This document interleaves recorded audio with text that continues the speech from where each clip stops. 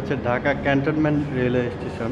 এখানে আগে মৈত্রী এক্সপ্রেস দাঁড়াতো ইন্ডিয়া যাওয়ার জন্য কলকাতা, সেটা এখন বন্ধ আছে। ক্যান্টনমেন্ট রেলওয়ে স্টেশনের বাইরের দিকটা আপনাদেরকে দেখাচ্ছি।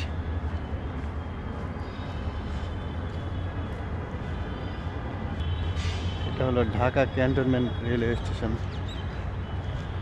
বাইরের দিকটা হলো এরকম।